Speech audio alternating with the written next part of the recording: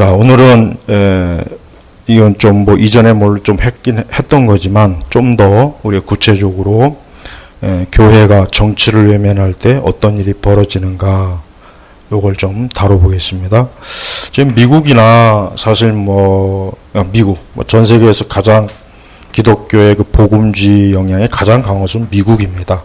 유럽은 사실은 거의 기독교가 거의 소멸했다고 봐도 상관이 없어요. 예.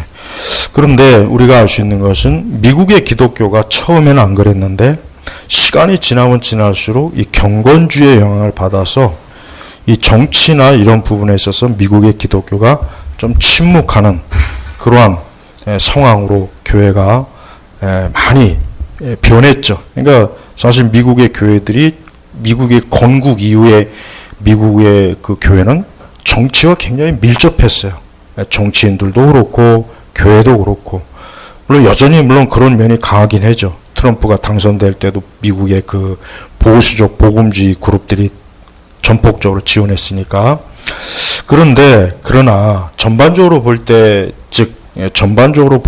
20세기 확실히 후반 들어서는 미국의 기독교가 정치에 대해서 확실히 외면하고 그 대신 경건주의, 그 다음에 교회가 이 세상의 복잡한 문제에 관여하지 말고 그냥 우리끼리 열심히 은사주의 활동하고 표적과 이종 활동하고 우리끼리 큰 메가처치 세우고 뭔가 교회 안에서의 그 어떤 기독교의 잔치를 열심히 했어요. 그러다 보니까 문제는 뭐냐면 일반 세속 대학이나 이런 기관이나 언론의 기독교의 영향력이 점차적으로 계속 사라지니까 그 틈을 누가 비집고 들어옵니까?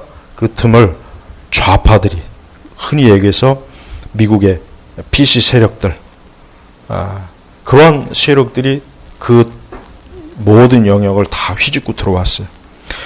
윌리엄 버클레이는 이런 말을 했습니다. 유명한 성경 주석가죠. 침묵을 지키는 교회는 세상이 좋아할 리가 없다.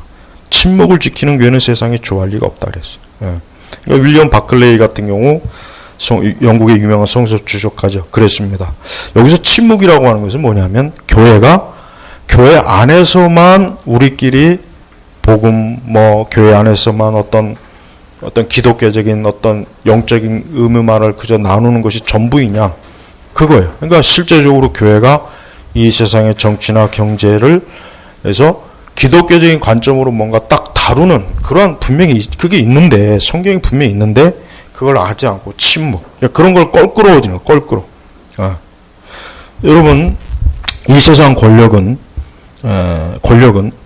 교회가 그들의 하는 일에 간섭하는 걸 싫어해요. 세상 권력은 교회가 그들이 하는 일에 대해서 이래라 저래라 하는 것을 이래야 된다 저래야 된다 어떤 성경적 원론을 제시하는 걸 싫어합니다. 대표적으로 역사적으로 보면 독일의 나치. 우리가 알다시피 1930년대나 40년대 독일은 여전히 카톨릭과 개신교가 강해요. 근데 그런 나라에서 나치 당이 엄청난 지지를 받아서 결국 2차 대전을 일으키고 수많은 사람이 죽었어요. 그때 이제 조세프 게벨스 같은 사람이 이랬습니다. 교회 성직자들은 정치에 손을 대지 말아라. 그냥 교회 일만 열심히 해라. 아예 대놓고 얘기했어요. 그러니까 나치 시대의 특징이 뭡니까? 경건주의, 독일 경건, 가톨릭이나 개신교나 이 나치 시대의 그 독일의 교회는 그 19세기부터 내려온 경건주의 유산이 굉장히 커요. 그러다 보니까 이 경건주의의 오리 중에 하나가 뭡니까? 세상과 신앙은 별개다. 그러니까 열심히 교회 안에서 어떤 기도, 전도, 수도원, 어떤 현세가 아닌 이 내세에 그 초점을 둔 이 경건한 삶을 추구하는 건 좋은데 그게 그릇된 지나침 때문에 어때요? 이 세상의 정치나 경제의 그 잘못된 악인들, 악한 권력이 하는 것에 대해서 교회가 침묵을 해버린 거예요. 거기 아예 간섭을 안 한 거예요. 그리고 거기다 또 뭐가 있냐? 자유주의. 사실 자유주의 신학과 성경 비평학은 굉장히 이게 참 문제가 컸어요. 자유주의 신학과 성경 비평학은 이 성경과 세상의 다리를 확 끊어버렸습니다. 그러다 보니까 성경 자체에 어떤 해석, 성경 자체 비평, 성경 자체 가지고 그러나 성경이 무엇을 말하는지에 대해서는 이 자유주의 신화 성경 비평은 말을 안 했어요. 이것이 뭐 모세 문서다 아니다. 뭐 이사야 제1문서, 제2문서, 저자가 누구다. 그런 것들로만 그런 것들로만 이 자유주의 신학과 성경 비평은 성경을 대했지 성경이 실제적으로 말하는 거에 대해서는 별로 언급이 없는 거예요. 그러다 보니까 독일의 자유주의에 영향을 받은 개신교들은 역시 경건주의와 똑같이 어떤 세상과 연결하는데 실패했어요. 연결하는데 실패하니까 자유주의에 속한 교회와 속한 성직자들은 이 세상의 나치의 그 정치에 대해서 굉장히 옹호적이고 굉장히 그들을 지지하는 그런 형태로 그들은 했어요. 그러다 보니까 히틀러는 나치는 사실 카톨릭이나 개신교 어느 쪽에도 견제를 받지 않았단 말이에요. 그러니까 카톨릭이나 개신교 어느 쪽에서도 나치의 그 정책, 그들의 그 어떤 정치 철학, 정치 이념이 이건 잘못된 것이다. 이렇게 하지 않고 오히려 옹호해주고 오히려 나치가 공산주의를 막는 방파제 역할을 한다. 그렇게 이제 한 거예요. 그러니까 독일 교회는 카톨릭이나 개신교회나 나치 정권에 대해서 거의 무조건적인 지지, 복종, 충성을 했단 말이에요. 그러니까 나치 정부에 대한 환상을 가진 거예요. 그 이전에 그 나치 이전에 그 정권들이 막 지리멸렬하고 독일 이 국민의 자존심을 상하게 하고 1차 대전에 패배하고 막대한 배상. 그러니까 독일 나치가 뭔가 다시 한번 독일 민족의 우수성과 이 독일이라고 하는 이 국가에 뭔가 다시 재건할 것으로 굉장히 기대를 많이 했던 거예요. 그러니까 독일의 경건주의적인 영향을 받은 개신교나 카톨릭이나 자유주의 신학의 영향을 받은 개신교나 카톨릭이나 나치를 크게 경계하지 않았습니다. 오히려 옹호하고 뒷받침했어요. 그리고 또 독일 교회는 민족주의가 굉장히 강해요. 그러니까 독일 교회는 민족주의가 강해요. 그러니까 게르만족, 뭔가 게르만족의 우수성. 그러니까 독일 교회 자체가 태생적으로 민족주의가 강하다 보니까 어때요? 나치가 말하는 그 게르만 민족의 우수성과 또 맞아버리는 거예요. 서로 딱 생각이 맞는 거예요. 그러다 보니까 독일 교회는 오히려 독일이라고 하는 이 국가 자체를 독일 교회가 정신적, 영적 지도로 이렇게 해야 되는데도 불구하고 어때요? 오히려 나치 당에 오히려 그 책임을 위임을 해버려요. 그러니까 독일은 나치, 히틀러가 지도해야 된다. 그래야 독일 민족이 우수할 것이고 독일 민족이 유럽에서 다시 1등 국가, 다시 1차 대전의 패배를 뒤집고 다시 나라다운 나라를 세울 것이다. 그걸 교회가 전폭적으로 나치에다가 딱 위임을 해버려요. 그러니까 나치는 견제가 없어요. 자기 하고 싶은 대로 다 하는 거예요. 그러니까 전쟁도 하고 뭐든지 다 하는 거예요. 그러니까 당시에 만약에 독일 교회가 카톨릭이나 또 이 개신교나 나치의 그 강령이라든가 저들의 잘못된 민족주의, 인종주의, 또 저들이 잘못된 그 패권주의 그런 것들을 좀 꼼꼼하게 살폈더라면 안 되겠구나 해서 강한 견제를 했다면은 2차 대전은 일어나지 않았을 거고 히틀러나 나치가 자기 마음대로 저런 식으로 활동하지 않았을 거예요. 그래서 독일 교회는 아무런 저항도 없고 순응, 동조함으로 결국 나치가 2차 대전을 일으키고 패망하는데 결정적인 역할을 했다는 거 우리가 알아야 돼요. 자, 여기서 그래요. 여기서 우리나라 교회 보십시오. 우리나라 교회도 똑같아요. 우리나라 교회도 오랜 동안 이 교회와 세상, 특히 정치에 대해서, 특히 교회는 정치에 대해서 일체 언급을 안 했어요. 이건 정말 지금도 마찬가지고 내가 볼 때는 앞으로도 그럴 것 같아요.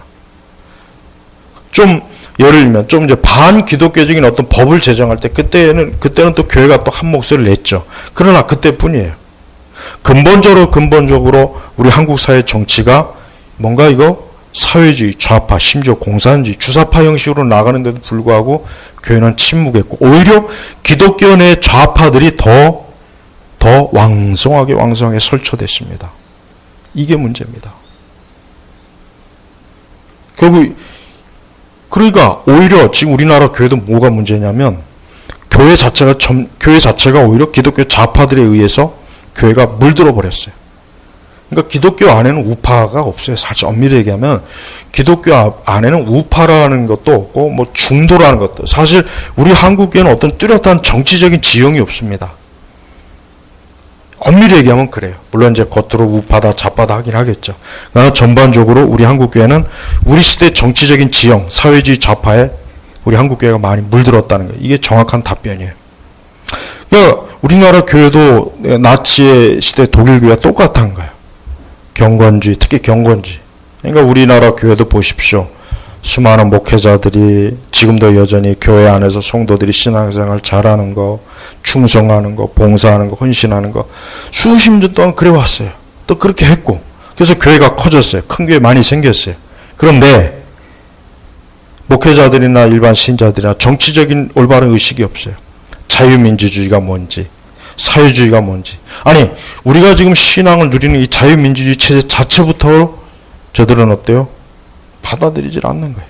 이해를 못해요. 그러니까 어떤 이상한 뭐 대형교회 목사가 이념이 그까진 게 뭐냐 이런 식으로 얘기해요. 아니, 우리가 자유민주주의 정치체제 이념 덕에 이렇게 교회가 마음껏 예배당도 짓고 선교 전도 마음껏 하잖아요. 그런데 그까지 이념이 뭐라고 그렇게 말하면은 어떻게 되는 거예요? 그럼 우리나라가 공산주의가 되든 사회가 좌파되든 신경 안 쓰겠다는 거 아니에요. 근데 막상 그들이 정치 권력을 잡고 그러면 어떻게 됩니까? 지금 그렇게 되고 있지만 교회는 정말 어려워져요. 벌써 이번에 여러 번 증명이 됐잖아요. 이번에 우한폐렴 코로나 사태로. 그런데도 아직도 많은 목회자들은 선뜻 이런 걸 나서길 싫어해요. 그래서 저는 이런 부분에 있어서 우리나라 교회도 많은 부분에서 정말 이제는 좀 이런 부분을 빨리 이렇게 목회자나 일반 신자들이 이걸 각성을 해야 되는데 이거 정말 어렵습니다. 물론 이번에 이제 차별금지법 때문에 좀 교회가 이렇게 했는데 제가 볼 때는 예전 같으면 훨씬 더 강하게 반대적인 뭔가, 근데 제가 볼 때 아직 이것도 조차도 별로예요. 그렇게 크게 뭐 교단별로 크게 뭐 한국교회 전체가 막 그러질 않아요. 차별금지법이 우리 코앞에 있는데도 불구하고. 그래서 저는 교회가, 물론 교회는 현세 지향이 아니라 내세 지향, 천국, 영원한 것을 향하는 게 맞습니다.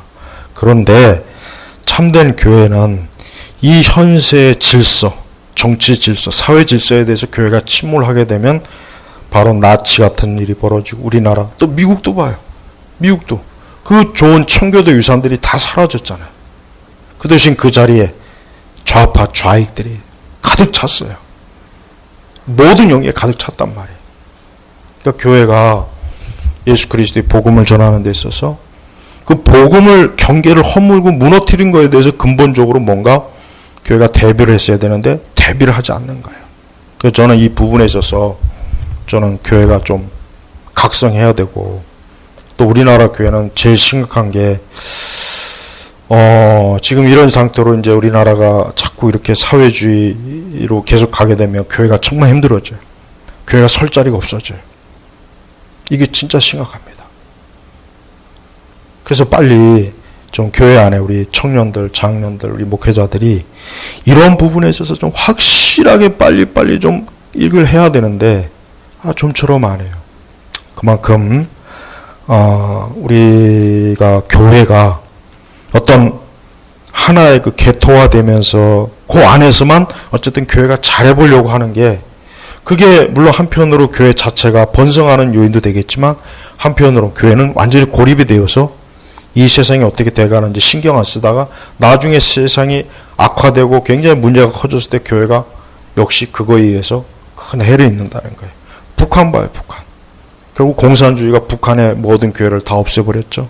김일성이가 70년 동안 저렇게 하나의 왕조 국가를 이루었죠. 저거 봐요. 그러니까 그 당시 북한 교회도 부지런히 이 사회주의 공산주의에 대해서 좀 이렇게 했더라면 좋았을 텐데 전혀 안 그랬어요. 일제시대 때 역시 많은 교회들이 그냥 그냥 천국을 바라보면서 천성을 향하여, 물론 좋은 거예요. 그 신앙 괜찮은 거예요. 그러나 그러면서 사회주의 공산주의가 점차로 우리나라 영향을 끼칠 때 교회가 거기에 대해서 아무런 대응을 못하니까 결국 교회까지 다 없어지잖아요. 우리나라 한국교회가 지금 이런 상황이에요. 여러분들 이런 심각한 상황을 좀 깨닫고 이래서는 안 되겠구나 하는 것을 여러분들이 좀 깊이 알고 교회가 하늘을 향하여 가 있지만 이 현세 문제에 대해서도 교회는 성경적 지침을 가지고 명확하게 이해하고 그런 세계관을 가져야 되는구나 하는 중요성을 꼭 아시길 바랍니다. 마치겠습니다. 하나님 감사합니다. 오늘 이 시간에도 주님의 은혜 가운데 교회가 온전하고 굳건하고 새로워지게 하시고 또 우리 제너바 개옥교회 모든 면에서 복된 교회가 되어서 이런 부분에 있어서 올바른 소리를 부지런히 낼 수 있도록 축복하옵소서. 감사하며 예수님의 이름으로 기도합니다. 아멘.